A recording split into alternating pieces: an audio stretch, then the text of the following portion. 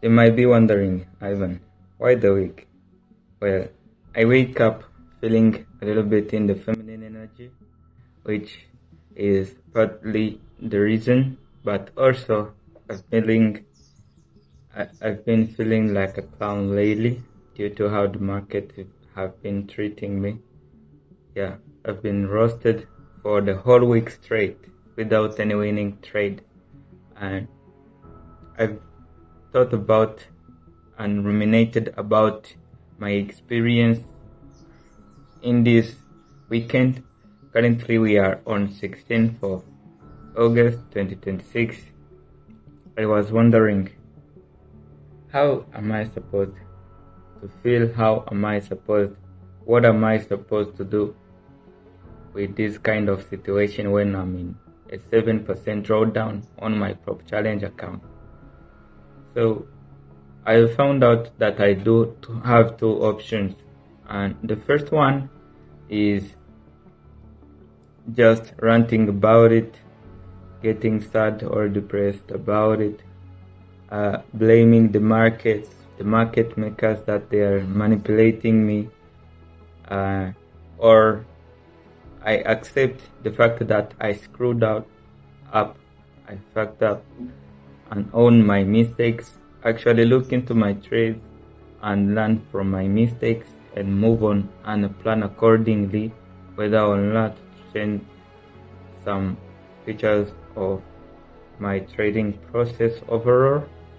And because the fact is, I realized that bitching about something that you do have control over is just delaying the process of getting better at it in the long run, and it's kind of cowardice. So I've decided to do the later decision. That is why I'm making this video. It's the part 2 of trying to pass the phase 1 challenge, and if you're interested, grab something. Actually, this one is already recorded, don't mind me, and grab a note and paper. It's going to be a long one. If you are not ready for it, you can scroll past it. I don't care. This is more about me, and yeah, I will let my emotions out as we go. So let's get straight into it.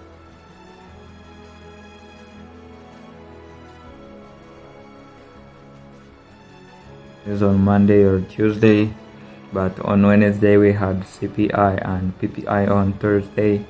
Also, there was some core retail sales news on Friday. I have only to be cautious of trading when we do have a bank holiday, but when we do have high impact news like related foreign news, I have to wait for them to pass. So Monday was a pretty tradable day when we don't have any bank holiday. So when we came up on Monday, I traded Euro USD. I tried, actually this week I overtraded, to put it into simple terms. The reason being, coming up on Monday, the price opened right here and it formed a new week, a pretty big new week opening up, opened right here and started dilating down. When the price came right here after sweeping, failing to reject this current Asian low right here, and it formed a protected swing right here, I was comfortable looking for confirmations on the lower time frame and immediately entered market short once the opportunity presented itself during the New York AM session, but I was stopped out pretty much immediately. As you can see right here on the low time frame, I was stopped out once the price inverted this favorable gap, which I was anticipating to hold the price lower, push towards the Friday's low, which was also a very large expansion day. and then after this stop out, I pretty much got into a slight tilt because as you can see, there was a couple of executions right here. As soon as I was stopped out, I immediately pattern traded towards the buy side, and that is where the trade idea of the second trade idea of Monday came along. As you can see, I entered inside of this 1030 candle, and once I was topped out right here, immediately I found out that this was a clear formation of a protected swing right here. But notice that the price didn't even retest this support right here for me to fully confirm that price is not going to return right here. That is why I considered this to be a revenge trade, because I didn't think through the fact that price didn't reach a key level right here.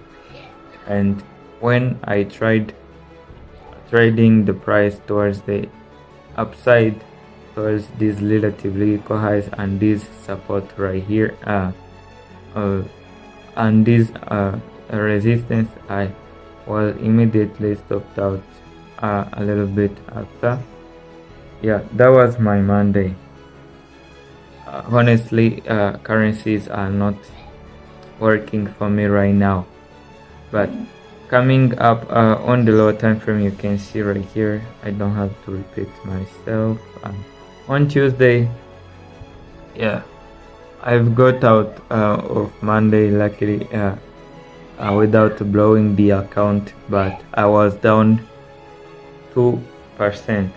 But on Tuesday, you can see that we opened up right here on in the pretty much I didn't get anything on the GBP USD the whole day, but when the price came up and formed a high right here during the London session and started expanding towards the sell side, price reacted a couple of times on this support right here, and once we broke through, I was expecting price to just continue ripping through it, because when the price closes beyond the support or resistance, I consider it to be used the other way around to continue towards the unmitigated buy side or sell side liquidity. In this case, I was targeting the previous day's low, which was giving me a fixed 1 to 2 risk to lower the ratio. So once price closed below this support, I was anticipating it to be used as a resistance. As you can see right here, I said it's a dump pattern trade. The reason being, price didn't sweep a clear high right here. The 5 a.m. candle on the follower time frame hasn't yet been swept, so that is why I considered it to be a dump trade. On the lower time frame, you can see we did have a change in state of delivery once price closed below here. We do have at least one fair value gap, which was this one, which was being used as a resistance a couple of times before stopping me out. This was actually the 5 a.m. high, which was stayed intact throughout this whole process. So I shouldn't have entered this trade idea in the first place, because euro was clearly expanding to the upside. So these currencies are they were decoupled by then. Coming up in the Wednesday, this trade idea was actually dope.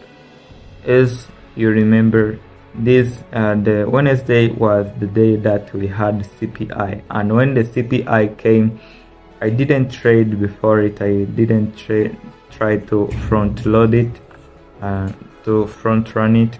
I waited it for it to happen, swept out this a London low right here and closed back bullish. But when the price during the 10 a.m.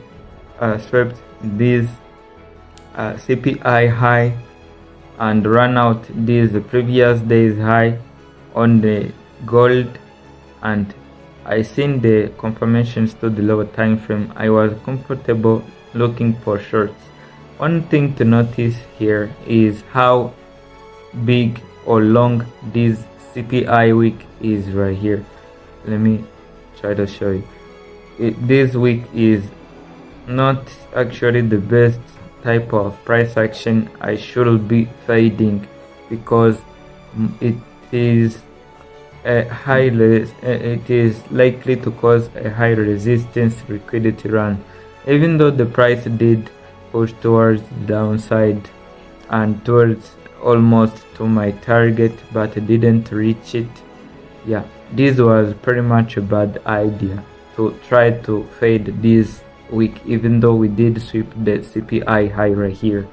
I held this trade overnight, which usually I don't do, and then I got smoked the other way in the next day. So this is why I don't like swinging or holding trades overnight, because you never know. Once a new day opens, that means the two most important reference points of the current day are the previous day's highs and lows, and in this case we were already in a strong and clear uptrend. Even though we did sweep the previous day, we didn't make a clear change in state of delivery on a 4-hour time frame, which I didn't show right here. So that meant that we did form it later on, because this was a very big expansive day, which also was part of the reason that I made a lot of mistakes on Thursday on gold. We are going to look at the trade which I took on gold, but before we go there, on a lower time frame you can see how much the trade just gyrated all around, and then immediately stopped me out on the open of the new day before flipping very bearishly towards the downside in the next day. So as you can see on Thursday, on the higher time frame, on gold, yes, I was still expecting higher prices. I don't know why I was trying so hard to fade the price action. You can see the high time frame has had the reversed from bullish to bearish. We already swept the previous day's high and made a clear change in state of delivery on the 4-hour time frame, but I was trying so hard to find a setup against it and actually buy gold. Man, this was a mistake which was not supposed to be made by me, because I thought by now I should be where the best. I should be at the level that I truly understand that to fade the market which already swept the previous day's high is the worst idea, specifically on gold, because it kind of respects key levels very easily. So when it rejects, it flips back hard. So that is what happened. Actually, I didn't annotate some kind of support, a clean support right here, shadow here, which the price rejected around 9 a.m. right here, because this candle was the 9:30. I was expecting it to at least sweep this previous session high right here before flipping back. So I was pretty confident that the price, after forming this kind of protected swing on this support, this could be the potential low of the day. So that is why I was confident in price pushing back towards the current daily high or weekly high, but the things didn't go according to the plan. I was stopped out almost immediately, and If you look closely, if you know how I use my Ivan Trades model or IVT model, you know that on the lower time frame or always the 3-minute time frame, I'm looking for at least one fair value gap and a change in state of delivery. In this case, we did have a change in state of delivery when this down close candle was closed over. This was a change in state of delivery. Yes, it did happen, but we did also have a very tiny fair value gap. If you know how I trade, I like to say, if the setup isn't damn clear, I don't know why I like to use the damn word.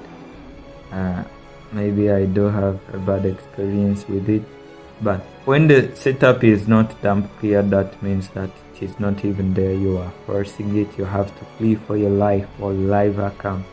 So that's pretty much it. I was stopped out almost immediately. Mind you, I didn't remember that this was a data low because we did have some kind of news. PPI, I don't remember, but yeah, you get the point. I got stopped out almost immediately while the price was sweeping out this data low and price continued expanding lower. So this is the loss which I encountered on Thursday. And also, in the meantime, without accepting the loss, without noticing that I'm tilting, I immediately flipped back to GBP/USD. The currencies again. Maybe, man, if there is something that I do need to change, is reducing the exposure to the markets, specifically in terms of currencies. I don't. So even if I defended myself and said, well, this was a very clear setup, okay, let's consider it a clear setup, but even GBP/USD was in a now clear downtrend. This was simply a retracement. This was an unmitigated 4-hour key level or resistance which hasn't been untapped. The thing which confused me was that this black candle right here was a 9 a.m. candle. So the 9 a.m. opened bearish. It opened low inside of this fair value gap, which is right here, bullish fair value gap. And mind you, if the new 4-hour candle opens and taps into a fair value gap which has a key level like support or resistance into it, that is a high probability setup. But the only problem was that I was trading against the trend, forgetting the fact that this key level also is also clean. So when this candle right here, it was a 9 a.m. I guess, yeah, it was a 9:30 candle, formed a very giant wick like that. I didn't consider going to 15-minute time frame. Actually, you can go to the 15-minute time frame yourself. There is a clear candle to closure side of this candle right there, which also was retesting a 4-hour key level which is still fresh and forming a potential setup to the general direction of the trend, which I overlooked completely. And yeah, I got smoked. But the IVT model was here, but in the wrong direction. So I should have known better, but yeah, obviously it's in hindsight, but whatever, it is what it is. So let's look at the lower time frame. You can see that the IVT model presented itself. Usually what I like, maybe it's an advantage or also a disadvantage of my strategy. When I get a loss from a setup, it is highly likely that fading me is the most profitable signal that you can take, because when my setup fails, that means it is forming the exact copy of it on the other way around. So that is what happened. You can see here on the lower time frame, we do have a change in state of delivery after retesting a key level right here, which we have seen it is a 4-hour and mitigated 4-hour resistance. We made a change in state of delivery once we closed above this series of down close candles, and we do have a fair value gap which was later on inverted right here once it was closed over. So we should expect any retracement right here to be followed by an expansion, but meanwhile it was being done, the price also was forming the IVT model on the other way around. A sweep of liquidity right here, a change in state of delivery once the price closed below here. And mind you, on the 15-minute time frame, this was a very clear candle to set up a bearish one towards the general direction of the trend. And yeah, you can see what happened. I entered right here and got stopped out right here. The market actually dumped even more. This could have been a very clear setup rather than this one by one, but you can't see that in hindsight. So the strategy looks invisible while it's working. So we have this bad boy right here on Friday. Everything was fine. The setup was clear. The drones on liquidity right here were clear, but yeah, even the setup was actually dope, but we had a problem. See, I purchased a Maven trading account. If you have a Maven trading account, it's actually a prop firm. It might look cheap, but you have to pay with interest on what it does to you. They have very huge spreads, which is like, I'm not supposed to be talking about prop firms, and because I'm not affiliated with anything, but yeah, they had a very huge spreads on which my take profit was pretty much around here. But you can see right here, because I use a TradingView paper trading account, yeah, it actually triggered on his exact high right here, but the price just reversed. As you know, my strategy, as soon as I'm done with setting everything, I am not allowed to move my stops. I'm not allowed to take profits. I have to wait for either TP or stop loss. So obviously you can think that, yeah, this was a banger trade. Yeah, actually it was on a paper trading account, but yeah, I got smoked. So let's look at the lower time frame. Cheers, by the way. Okay, on the lower time frame, you can see how clean this setup could have been. Even though I got almost topped out right here,